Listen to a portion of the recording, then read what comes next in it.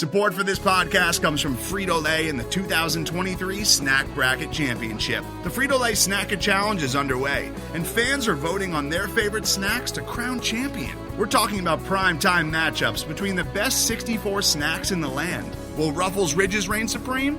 Can Doritos defend their dynasty? Or will Smart Food use their smarts for a surprise upset? Only you can decide. Get in on all the action for a chance to win up to $1,000 or a year's worth of snacks. Let your snacks be heard. Just go to fritolaysnacket.sbnation.com to vote and enter for a chance to win. No purchase necessary. Sweepstakes ends April 3rd, 2023. Void where prohibited. Year's worth of snacks awarded in the form of 52 coupons, each good for one bag of chips. See official rules at fritolaysnacket.sbnation.com. Hello, friends. Welcome to Mavs Party. My name is Kirk Henderson, and I'm editor-in-chief of MavsMoneyball.com. You are joining me on Tuesday night, a little before 11. I went to the game again because I got invited, and who could say no to a free Mavs game? And was treated to really a tale of two halves where the Mavericks shot the lights out of the ball in the first half. The Clippers look like death because they're on the second night of a back-to-back. And looked like the Mavericks were going to run them out of the gym. But, of course, the Dallas Mavericks mavericked, and the game was really close by the fourth quarter. The Mavericks somehow basically held out against the Clippers. In particular, Reggie Bullock decided to join the offense, hit 4 threes. Dorian Finney-Smith hit a career-high three-point shots in the game with 7 makes, really looked great shooting the ball. Luka Doncic had a really stellar first half and kind of a blarg second half, punctuated, though, by one of the probably like the first key like Luka bullshit moment of the season where he hit a rainbow nonsense 3 to effectively seal the game. But that's what we have Luka for. That's why he's there. All right, we already got a healthy line, which, we'll talk about this game for a little bit and then get out of Dodge because there is a Rockets game tomorrow, and I don't know. I don't want to stay up super late. I'm already tired. So remember, when I call you up on stage, be looking for, the ring around your name to light up. Make sure you're not muted. If you switch between apps, sometimes it will not let you speak. So just be kind of aware. I see my man Dodang is waiting to talk. So we're gonna get with him because his phone honking is one of my favorite things. Hey, what's up, buddy? How you doing? I'm doing well. Excellent. What's the word? Man, I'm glad Kid made some adjustments. Put Luka back in the game, but 26-point blown lead. That's insane. I just don't understand the necessity to play, not to play Wood as much. If I'm going to be, getting spanked and then no timeout, what the heck, Well, the no timeouts are killing me, but Wood did himself no favors tonight. Wood was really mixed bag of an offensive game. I thought he played much better in the first half, and then in the second half, it felt kind of like a game in quicksand with him, where one mistake became 2, became 4. It was a little tough to watch for Wood, but you know what? They won, and he'll get back out there, and hopefully he will have a better game. Yeah, I hope so. But I think that move was really great to get Luka back in the game. I like to see also the small ball lineup, that's back-to-back games where we close it out with small ball lineups, so it's nice to see that. And then we can start trusting Reggie again. I think it's November, right? I mean, is it November or is it? Well, he's gonna continue to stink is my hot take, but they got him for one night and I'm pleased with that. Yeah, that's a victory. DFS really bailed their asses out, Great game from him. Really, he's so one of the funny things about his play, frankly, is that Reggie's stinky play has covered up the fact that Dorian's been pretty bad. So at least on offense, in terms of volumes of shots and just kind of running around getting cardio. But it was nice, yeah. Yeah, pretty balanced, in the end with DFS and Bullock. So very, very happy about that. And Powell made some great plays out of the double team. That first pass after Luka to hit, the other 2 shooters we have. That was really important. To make that hockey assist from Luka to the other guys. Yeah. I think that's the first time we've seen this season, at least, Luka get that many double teams. And Powell was an excellent release valve, did a lot of nice things. That center field position, it's not necessarily a roll man, but it's basically the person that when, the Draymond Green, he's really good at this, where if you're playing in the center there and you get that ball, you're able to make the right pass. And the Mavericks did it a lot. I felt that they kind of overpassed a few possessions, but that's going to happen. I really enjoyed that game, all things considered. Really stressful, very upsetting at times, but hey, wouldn't be the Mavericks without some nonsense drama. You can say that again. Well, good to hear from you, Kirk. Glad you went to the game. I hope you and your son had a great time, sir. Thanks, man. Yeah, the Saturday night game was fun. He was pissed he didn't get to go tonight. And I'm like, sorry, dude, you got to go to bed. You got school. All right, have a good one. All right, thank you. All right, let's go with David. Hey, David, how you doing? Give David a second to unmute there. We'll see. Hey, there we go, Kirk. First time calling in, man. Love the show. Well, thank you for joining us. Welcome. You sound great. So what's on your mind? Stressful game. I'll be there tomorrow. Got back into my season tickets this year, so I'm excited. See what the team can do. But man, they love to take it to the wire. It's I'm gonna have need extra heart medicine or something to watch this team night tonight. I was just gonna say though, my 3 things were get in the game, call timeouts. Don't wait till 4 points before you call a timeout and try and break up that run. Reggie Bullock, I'm hoping this is him turning the corner a little early in the season, because starting out 0-4 until, halfway through the fourth quarter when he became a sniper, just embarrassing. And then our free throws, I thought we had a good free throw. Brutal. I thought we were like, oh no, again. We taught DeAndre Jordan for a moment in time how to shoot free throws. So what happened to that guy? Get him back in there. Yeah. But great game, solid win in the end. Way to tough it out. I want that killer instinct back that we saw in the playoffs. It's just so frustrating to see us up 22 and then just watching it happen again like a horror movie. It's don't turn around. Well, so tell me. Hear me out here. I want to know what you think about this. So I feel like in the third quarter, Luka came out like he had eaten a wheel of cheese at halftime and was lethargic and tired and bitchy as all get out. He should have picked up a tech. And Luka was a big part of why they came back in it, because he was kind of forcing things and sloppy. And, I know that the entire offense was whack. Luka scored 10 of the 15 points that the Mavericks scored in the quarter. So I'm not necessarily laying it at his feet, but I was felt very frustrated by his body language and his own lack of urgency to kind of ice the game so early. But man, what do you think about that? Yeah, I like that take. I was noticing that too. I think that, one of the things that I really loved some of the games I've gone to, seeing the Josh Green come out party against the Nets. And there seems to be 2 lineups. We have our chaos bench lineup, which plays nothing like our starting unit at all. And I really think we should be injecting more of that whenever, Kid or the coaches see that out of Luka, when we're no longer picking them apart. They're picking up their intensity. Throw the guys in there that are chomping at the bit to get more minutes, especially with Kid's very whack statement of prove it, especially to proven players for more minutes.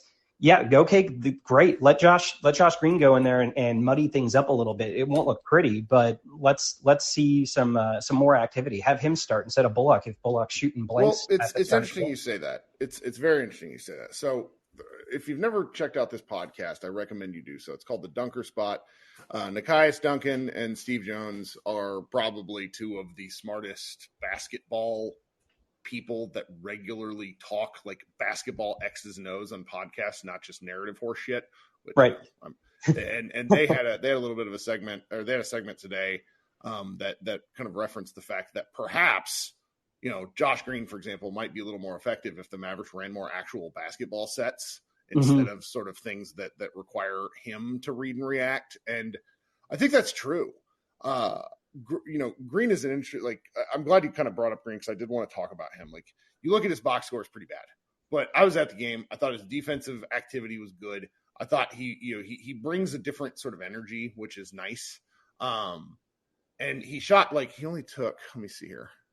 I don't even remember him taking he took one 3 and then he missed him. But the 3 that he took was wide open, is good. It's the kind of shot that I want to see him take more of.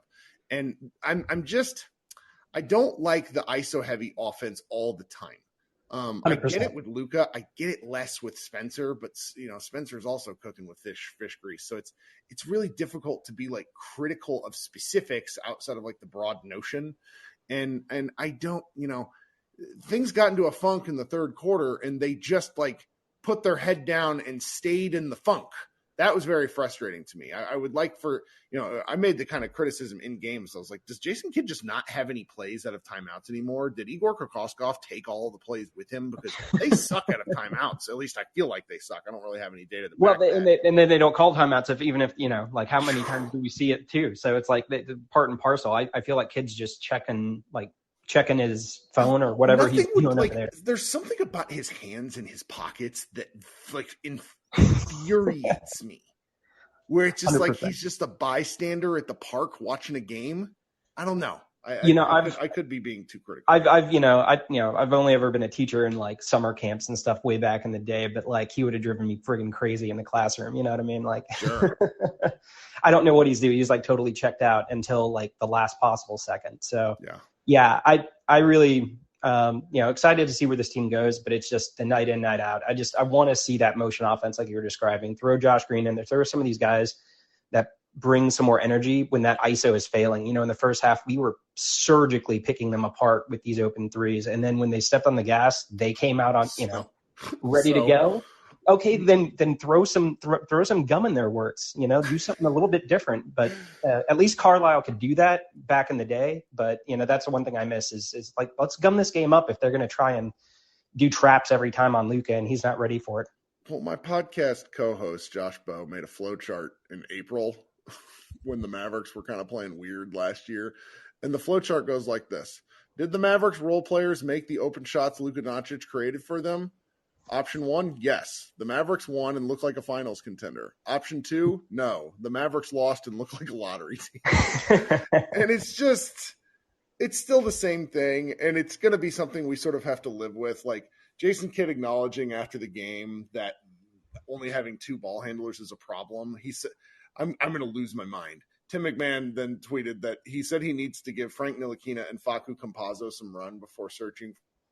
If only Cuban and Nico and Jason Kidd had listened to any Mavericks commenter on the internet, except for the people who tell them how special they are, perhaps this whole problem would have been solved. How hilarious! Anyway. Oh, I thought my last thought. I'll end on a positive note because it was a win. I just want to say real quick that 3 Luka had no business taking and had less business making was just pure magic. Like that was that I was like off my seat. Is that for me? That might be the first like Luka has many instances like this in a given season, but he's scored so many points. This is the first one that like a meaningful moment that was like just a true Luka bullshit, like laugh out loud. This is the first one of the season. Am I right? It stood out to me. It stood out to me so far this year. I'm with you 100%. This reminded me of the Grizzlies shot. Yes. Just like feels like cheating. Yeah. He put in NBA 2K cheat codes and was just like, no, it doesn't matter where I shoot it from. If I'm back to the basket, none of this matters. It doesn't matter. Well, thank you for joining, David. I hope you come back. Yeah. Look forward to this is the first time getting on the app and trying to use it. So shout out to the community. Love hearing all the other voices on here and keep it up. Thanks, guys. Enjoy the game tomorrow night. The Rockets have some interesting basketball players that don't really work yet, but they are talented. I don't know what the rules are on cursing here. I'm just going to say effing trap game. I'm worried. No, it's absolutely a fucking trap game. Yes, you can curse. Come on. This is why I can't ever go on the radio because I will get an FCC fine. So, anyways, have a good night. Talk soon. You too. Thanks. All right, let's go to my man Chris. What's up, buddy? How's it going? Can't hear you. A little louder. Can you hear me? There we go. Okay. Man, this is one game that I was wanting to go to, and then the wife couldn't pick up the kids. I live 4 hours away. This is one game I want to go to because it was the Clippers. I knew it was going to be a good game, and it had to be the Mavs way, be up 25. As soon as the Clippers made 4 or 5 straight points, I already knew. I even told my son, I was like, a 20-point lead does not mean anything. Apparently, 14-point leads with 4 minutes to go doesn't mean anything anymore. Like, you got to be up 20 with like 2 minutes to go to feel comfortable nowadays. So that was pretty listen to stressful. Listen to this. So they played like ass in the first half, the Clippers. This is the kind of statistics they ended up throwing up for the game. This is a tweet from Josh Bowe. The Clippers shot 61.1% on 2-pointers, 22 of 36, 43% on 3-pointers, 12 of 28, and 80.8% on free throws, 21 of 26, and lost. So when you kind of look at it from the other side of things, their 21 turnovers is what doomed them. And yes, the Mavericks took advantage to where it's like when the Mavericks have such like a huge lead, this really feels like a gut punch of a loss to it, or not a loss. Like it's just like another frustrating element of like, how can the Mavericks keep doing this? You know, he can't keep getting away with this. You know, the Breaking Bad meme, and it is just this felt like the more I think about it, the more this what like Harp apparently called it like a really good win, and even though I'm normally a cynical shit, I'm tending to agree with it because yes, they faltered, but they pulled through. I would like to see them kick the shit out of a team again one day, but you know, beggars can't be choosers. Yeah, that was the Memphis game. That was the only team where we single-handedly, you know, winning from wire to wire. I mean, I think this season we're 7-4 in clutch games. But we played too many clutch games. We're getting teams back in it. Obviously, the missed free throws, but this is it. Tim Hardaway Jr. is pissing me off, man. Like he's 0 for 5 from 3. He's giving away making was possessions tremendously bad. Yeah, he's just the turnovers too, but just giving away these possessions, these wide open shots, and he can't even make one of them tonight. I mean, Bullock, I could forgive him. He's just having a bad shooting season, but at least this game he came out and he can play defense. Yeah. But at this point, I'd rather see Pinson out there taking Hardaway's minutes. I mean, I know his career is not good from 3, but at least he can probably play better defense. No, he's very No, bad. he can't. He's just why is he on the team? This is what's frustrating me. Why? And who are we going to play tomorrow against the Rockets? I mean, I know the Rockets aren't a good team, but we're playing a bad team, so we need to be worried now. Do you keep your shoes in your trunk? Do you keep your basketball shoes in your trunk? Just show up at the arena. Like walk out on the floor and stretch like that Klay Thompson impersonator. You might be able to get some run in. Who are we going to play tomorrow as far as like taking the ball down? I mean, we got Dinwiddie. I sort of hope both Luka and Spencer sit, and then we can just have a Josh Green point guard game who ran the offense tonight, and it was not great, but he tried, and I like the fact that he got minutes. You know, Christian Wood, 40-point game because he plays like Giannis. Maybe that's the thing that happens. I don't know. I'm up for like all kinds of weird shit. Or even call up Hardy and Dorsey for one game just for the hell of it. You know, I mean, that is what they ought to do. That's what I wouldn't be surprised if they're all recalled for tomorrow, including McKinley Wright. Yeah. But, lastly, I know Bertans is not – I mean, he's a great three-point shooter, and I know he's not healthy right now, but, damn, I hope he can get back soon. I think Kid said that he's been practicing a little bit, but I know his defense isn't great, but, damn it, if he's out there making wide-open threes, like that's better than having Hardaway out there. The only thing Hardaway did good tonight was not mess up in the last 3 seconds of the game, and he dribbled the ball out. Did you see what Davis Bertans was wearing? Oh, no. He had on this, like – he looked like a librarian, like in elementary school, like this. He's a huge person, and he had a massive cardigan on, and it was like pastel. It was like very 90s art teacher vibes. I don't know. Kind of like Mr. Rogers, maybe? Or yes, but more pastel. Yeah, 6'10", Mr. Rogers. I'm gonna have to look for pictures of him. It was amazing. But yeah, we got to win tomorrow. Got to win tomorrow. Please don't lose. Do I have news for you, Chris? We're going to be being mad. Losing some more hair here tomorrow night. So, but yeah, let's just keep them in our prayers. That's right. Thanks for joining, buddy. Yes, sir. Today's episode is brought to you by Cars.com. With over 2 million vehicles and 50,000 more added every day, Cars.com will match you with the perfect car for you, your budget, your life, your style. And if you're ready to say goodbye to your current car, Cars.com will get you an instant offer to cash it in. Just start by entering your license plate and get matched with a local dealer who will write you the check. So whether you're looking to buy or sell, just go to Cars.com. It's magical. All right, let's go with my man Nav. How we doing? Hey, how's it going? Welcome back. Whoa, accidentally kicked himself off. We'll invite him back up here in a second. Brett, what's up? How we doing? I'm doing well. What'd you think of the game tonight? I was when they had fully blown the lead, I was prepared to come on here and just, be as negative as possible. Sure. So I will try not to do as much of that. However, what I was thinking about watching the game and watching kids, lack of coaching during the game, I was thinking of I'm not sure if you'd seen this shared online, but there was an article written by a writer for The Ringer a couple of years ago about Tom Thibodeau and his, the cycle of, him getting hired to him getting fired at various teams. And I was thinking about that cycle with Kidd, about how the first year is always, very energetic and, turns the defense around. And then the second year goes like it's going here.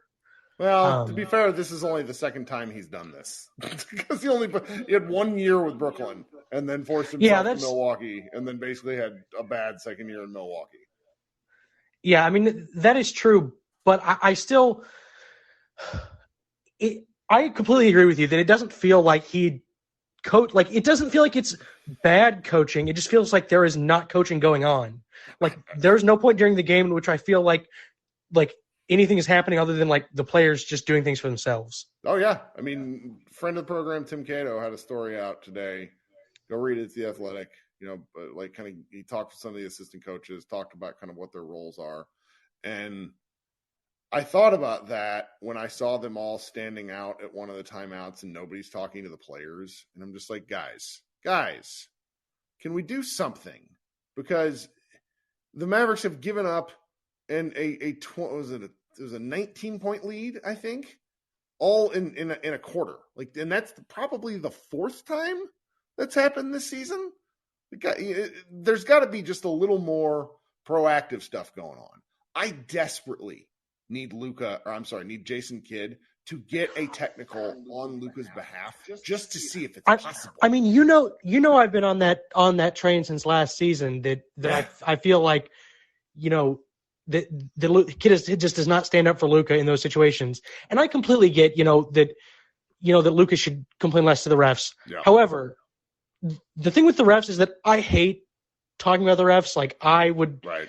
Everybody obviously thinks the refs dislike their team, but I feel like this season, particularly since Dinwiddie said those things about refereeing, that it's been pretty egregious.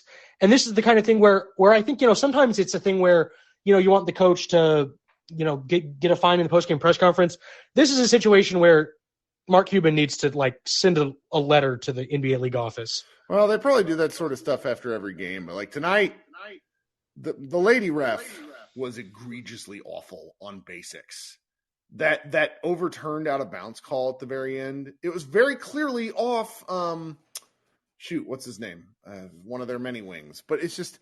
Some of the basic calls that I'm not understanding. It's I understand that Luka's difficult to ref, but there's just elements of what I'm seeing with going on at this team where it's I don't like talking about it, but it sullies elements of the game and really mucks it up. And all they need, there's no real easy way to deal with it, but it's very frustrating. It's very frustrating. Well, but then again, maybe the Mavericks aren't even going to hit their dang free throws. So what are we going to do? Yeah, I mean, the refereeing in the third quarter was. It's the kind of thing that happens in any game where a team has a big lead, but that compounds with the Mavs, kind of beyond Luka, just the whole team's kind of inability to brush off bad calls. Right. The other thing is that someone previously was talking about the defensive. I mean, the team's energy when the bench unit comes in, basically when Luka's off the floor. And I agree that, there is a little bit more motion to it. However, I don't think that they play that much differently. And this is partly – and I was watching today, some of the possessions, where Spencer dribbles the air out of the ball. And it made me think about, when people talk about, do the Mavs want to play like this because Luka wants to play like this? Or do the Mavs want to play like this because, this is what – the front office, the coaching staff wants to do. And I think the forever war. Yeah. And I think that obviously, a large part of it is that with the pieces they have to play like this, but they don't play differently when Spencer has the ball. Like no, it's like they play a different version of the same thing with Spencer. They did this last year with Brunson. Yeah, they did it with Spencer, Brunson, and it worked. I mean, it works because Brunson is like they looked into having Brunson, who is like the closest thing you can get to like replicating Luka's play style, like other than like the the insane kind of step back threes and stuff. That like the style works because he was such an efficient scorer in the mid range inside the arc that he could just make he could bail you out of possessions late in the shot clock, and like Dinwiddie has done so far, but that's because he's hit like 55% of his threes.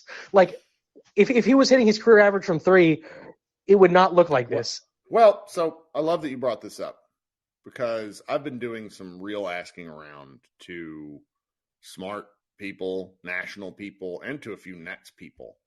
And one of the things that I think we should probably put in our back pocket just as we move forward is that Spencer, when he was with the Nets, had to take a lot of shitty threes, and he took a lot of end of shot clock threes, pull up threes. My buddy Matt Moore sent me like a breakdown of the kind of threes he was taking. And the kind of threes he's taking now are a healthy mix of catch and shoot. And he is hitting some nonsense ones, but I think that comes with some confidence from hitting the easier ones. And obviously he's not going to shoot a bajillion %, but I do think high 30s is within reason.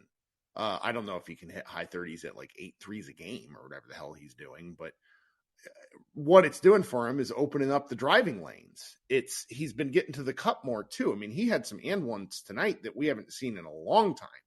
And I think that's because teams are just having to guard him. I mean, that's the downhill effect of finally hitting your shots. Like Reggie Bullock is a good example of this too, where I think he said in the postgame that like teams haven't been guarding him, and now he's hitting shots, and they're going to have to guard him again. I mean, basketball is a constant chess match, and there's going to be elements of this and points in the season when it really doesn't work for Dallas. I mean, we've already seen elements of that already when it was the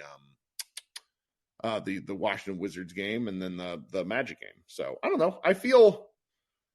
I am still extremely concerned, but if they're winning, I don't really know what to do other than say, well, they're still winning. And, because there's like a Luka effect here where it's like they fail up. Yeah. And I'm going to take that. Yeah. I mean, that's the thing. It's like, there is a floor for how bad they can be. I mean, yes, like they have probably at least the players playing the best in the league, this year on the team. They're not going to get significantly under 500, regardless of how bad the rest of the roster plays. Just because when you have the best player on the floor any given night in the NBA, you have a decent chance at winning. And my hope is that this is like last season, where the first month feels bad and things kind of look bad, and then it progressively gets better. Yeah. And that it isn't just like every single game is like this the whole year. Like, they can't keep playing like every single game. No, but that's elements of where the Mavericks are missing the floor that kind of Brunson gave them. But they'll figure it out or they won't. I want to see them finish on November because they have some tough games ahead. They play the Rockets and they go back to back with the Nuggets, who, by the way, Nikola Jokic might miss both because he entered the health and safety protocols, which, if that would be the case, the Mavericks, I love this team, but the Mavericks have had some hilarious injury luck with who they haven't played this year. Yeah, I feel like every game I don't know. Maybe we won't know anything about them. Maybe they'll be like low-key frauds, but if they're still winning, I don't know if I care, because sometimes faking it till you make it is the best course. Yeah, I mean, you'd rather have heartbreaking, wins like this than heartbreaking losses. Yeah, the games in the regular season don't matter other than. Yeah, well, and that's where they were struggling last year, where we had asked them to get off to a better start, and I think that I need to go compare game to game, but I feel much better about this start than last year's. It's just they're not cooking with the same level of heat that they were against in the Western Conference semifinals, Yeah, and obviously, and every time I look at the standings, I remember that like every team is pretty bad this year. So, which is so interesting. Nobody's really tanking yet. Like I love that about this point in the year, and I feel like everybody's pretty good night in and night out. I mean, the Kings just beat the shit out of the Nets. Like, there's some wild stuff going on. I love it. Yep, it's fun to watch. Thanks for having me up. Sure thing, bud. Talk soon. Okay, see if we got anybody else. Nav, let's try it again. How we I'm doing? doing all right. You can hear me It now? sounded like your phone dropped. No, sorry. Sorry. You can hear me That's now? all right. Okay. You went to the game, right? I did. How was the atmosphere Good. in the arena? Good. It's so funny. I got tickets one night, and then the game that I went to tonight, I was sitting in the same row, one section over, like 2 seats away from where I was sitting the other night with the friend who happened to have like tickets right there. And I think the Mavs have done a good job with keeping the crowd engaged. I've really enjoyed my time at the games. I mean, I feel like the crowd was pretty lively. It does sap the energy out when another team goes on a big run, but in the fourth quarter there in particular, things were popping. I thought it was great. Yeah, it's obviously glad the team won. I wasn't a fan of how we got there, but win's a win. Not trying to style point wins. It's like every time I feel like I talk about the team, I feel like sound like a broken record. So I apologize if it gets annoying to anybody. But I don't know. For me, it just goes back to like we keep losing leads, and I don't know if you have a theory on this, but I feel like we keep losing leads, and everyone keeps complaining and throwing their arms up in the air and just trying to figure out what to do. And I feel like we're just not playing like our best players a lot of minutes. And Luka, obviously, he was at like 40, Spencer 41, but Christian Wood playing 24 minutes. Like everyone talks about usage rate of Luka, people, complaining about, people not hitting shots. It's like, I'm not worried about Dorian Finney-Smith. I'm not worried about Reggie Bullock. I don't care what Dwight Powell is doing or Maxi Kleber. I don't care about these guys. They've already proven it last year in the playoffs. You lost a player. He was a guard, and you replaced him with a power forward center. You need to start utilizing that power forward center to fill that role. And it's just very frustrating, just like sitting on the couch and everyone keep complaining and acting like they don't know what, I don't know if you listened to the Zach Lowe podcast. I did. Okay. So you heard, I feel like he had the best analysis of just like, this is the team you have. Like we can, bitch and complain about the roster all we want. It's on the coaches to at least try playing your best player a lot of minutes. And if he sucks, he sucks. We'll find out. Well, it's funny because they did that with Luka tonight. They played Luka probably 6 more minutes than they wanted to.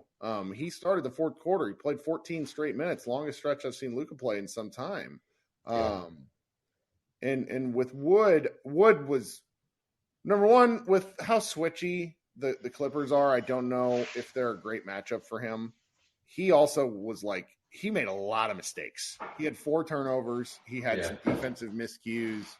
Yeah. There were elements this was the first game where I felt like I understood why Kidd pulled him. There have been other instances where I just don't like his rotations because he plays, 6 minutes to finish the first, 6 minutes to start the second quarter, and then the same thing third and fourth. So it's like you're kind of capping him at 24 minutes. And there was a piece on Mavs Moneyball. Ben Zadell wrote it about minutes and just how effective he is when he's on the floor. I don't know when they break the seal with this, but I do think they go to it eventually. Yeah, it was interesting listening to McMahon, he made kind of an aside comment on that podcast about how Christian Wood won't start. He mentioned it briefly. I don't know if anybody else picked up on it. Where he was like, "Yeah, Christian Wood starting. That's not going to happen." And then he went on to make some other point. I guess I just don't understand where you have a guy who he was 6 of 8 from the field. I get what you're saying. -4, 4 turnovers. He had mistakes and everything, but he's the only guy who scored off the bench. He's right. Come back to the phone. 3 people. Sorry. He's one of only 3 people who can actually, score, create a shot on his own, right? And it's at a certain point, you got to play those guys because everybody, you hear KD talk about it, you heard Kuzma talk about it. How many times are we going to hear people talk about how limited the Mavs offense is outside of Luka? It's well, you got a guy who knows how to play offense at least. Maybe we should give him a shot. But we'll see if Kidd can be bullied into it. Yeah. I don't know. Stop playing JaVale McGee. We got that going for us. Yeah. Yeah. Do you have a theory on why we keep giving up big leads? No, but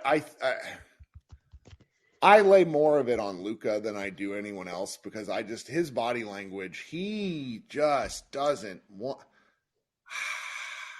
He just comes out half the time looking and if something doesn't go his way, it just starts kind of a cascade.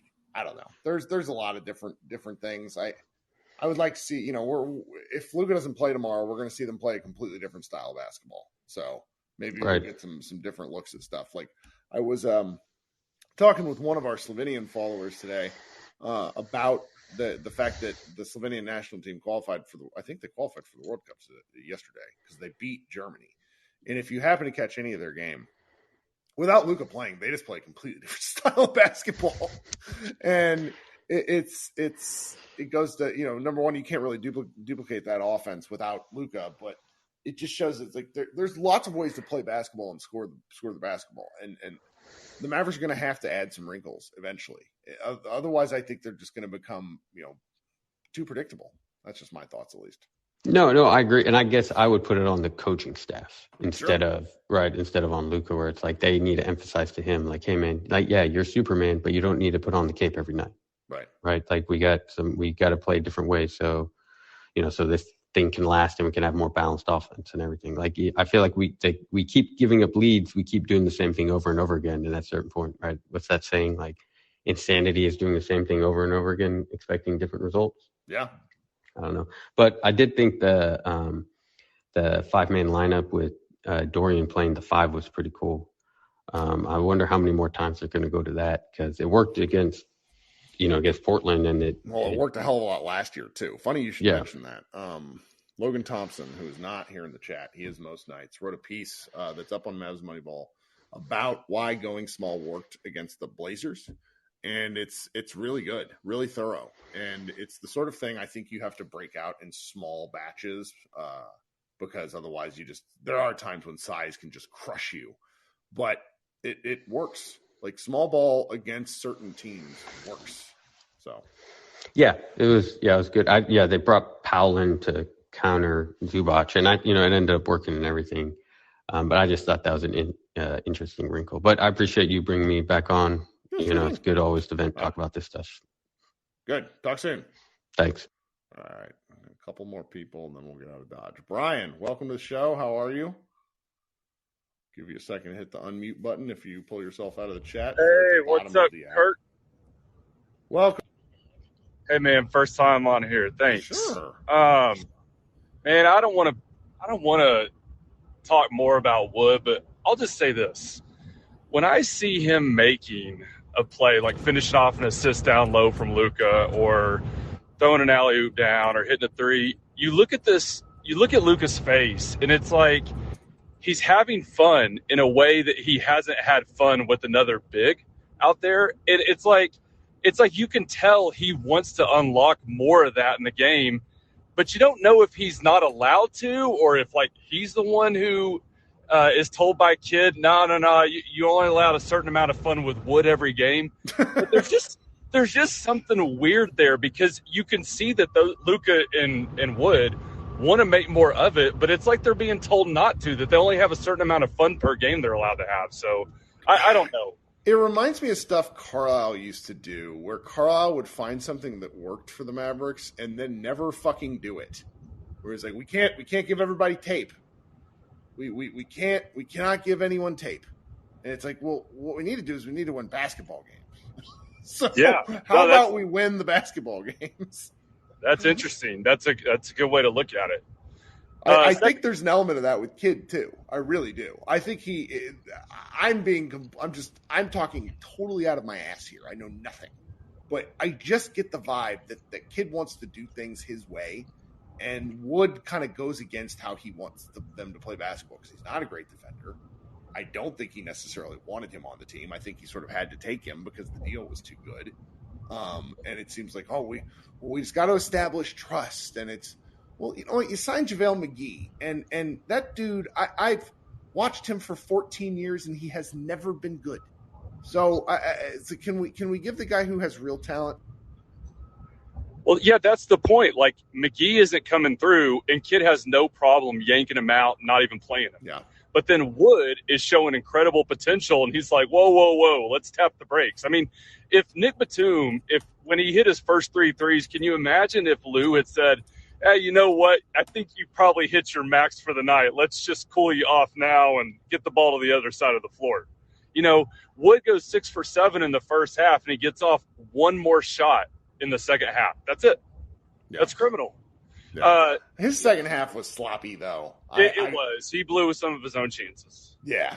So it's like that element I don't mind too much. Moving on, I want to make 2 more quick points. Sure. I loved Dwight Powell really rewarding Luka's faith at giving him the ball out of the double team. He was such a facilitator, and I think that's why all the other starters feel so comfortable with him is there's just good chemistry there, and they trust Dwight Powell to a lot of times to make the smart play because Dwight didn't look like he was in shock getting the ball every time. He looked like he knew exactly what he wanted to do with it. And can you imagine if McGee was getting the ball in that spot? It would be horrific. Yeah. But it's nice to see Dwight feeling so comfortable with that. He had 5 assists. The last thing I want to say is I don't know if you were a Maverick fan during the Don Nelson days when he was coaching. But Don Nelson, anytime a player was getting attacked out there on the court, Don Nelson had no issue throwing the coat open, putting his hands on his hips, sticking the belly out like he was doing the Care Bear stare, and being willing to yell at the refs and go sit his ass in the locker room if he had to.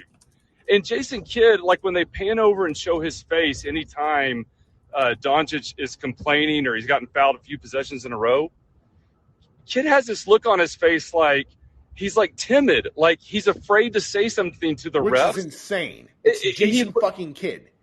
He looks like he's almost like he thinks like people are gonna think he looks stupid for sticking up for Luka, like he doesn't want to hurt his credibility with the refs or something. That's another thing that's a mystery to me because almost any other coach would be impassioned in imploring the refs to do something different, but he's just emotionless at those times. But then in the post game, he'll talk about how incredible Luka is. It's like, well, you know what? In the post game, if you think he's that great, then show passion for him when he's out on the floor getting his ass kicked. So, yeah, that's all I got to say. Well, thanks so much, Brian. Appreciate you joining the show. Hope you come back. Thanks. All right. So we got a couple more people. People slowly trickling in, wanting takes off. Only wanted to do this for a half hour, but we're almost at 45 minutes. Krishna, you might be leading us out of here. What's up? I'm doing good, Kirk. How are you? I'm pretty good. But there's something about being in the arena's energy that can help boost your mood, even if it was kind of a gut-wrenching finish. I had a great time.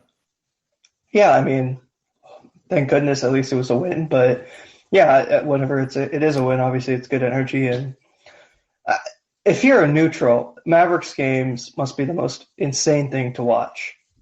Yeah. Like, I can't think of another team that you watch and you go, I have no idea what this team is going to do night in, night out. But I don't really have too much different to say. I'm glad to see Reggie see his shots go in.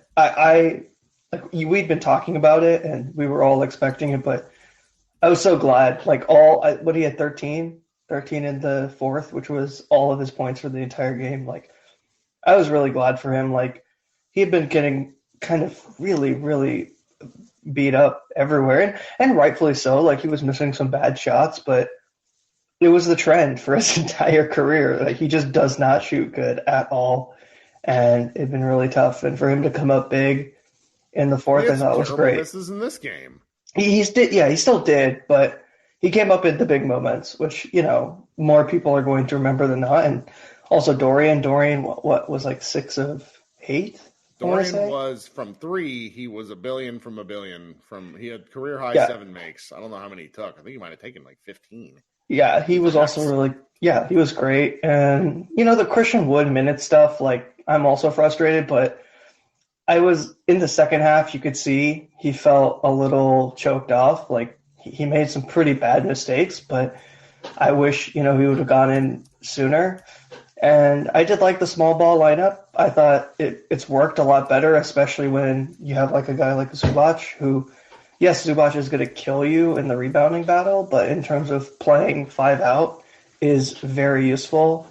Though I don't know if I liked him in 5 out, but I don't know. It's hard. Like, there's clearly the same kind of things that we've had, the same issues we've had with this team throughout the season, but like, I don't know. Like, this team is just lucky more than anything, and I don't know what else to say, really. Yeah. Well, hey, we'll be back here tomorrow. For sure. We'll find more things to whine about. For sure. And I did want to say, like, shout out to Jaden Hardy. Like, he's been doing really well in the G League. I don't want that to mean that I think Jaden Hardy should get significant playing time. I mean, I think Not at all. Tomorrow, like, this is what these games are for tomorrow. But, like, what I believed in Jaden Hardy was, like, I thought with the Ignite, he just didn't get the spacing and kind of the better roster construction around him. And the Legends, yes, it's not a perfect roster construction, but you have guys that can shoot who have played a lot longer, that he's shooting not only a lot better, but he's playing with way more confidence. So it's good to see. I mean, like, he's turning out to be a better player, but obviously he's still a long ways away from being a long-term significant contributor, but it's nice to see that, and hopefully more positive results in the future, and hopefully everyone has a good night. Yep. Thanks, man. Talk Thank soon. you. Yeah. All right. So, good show. Thanks for hanging out. Check out MavsMoneyball.com. There's some fun posts up there. Let's see what else we have tomorrow. On Thursday, I got notification from our man David Trink that he is writing an article that is going to it's going to be the talk of the internet on Thursday, whether the Mavericks win or lose. One of the wilder things that I've been pitched in my time as editor. I look forward to everyone being mad online about it. How's that for a tease? Everybody be good. We'll talk to you tomorrow night, and have a great Wednesday.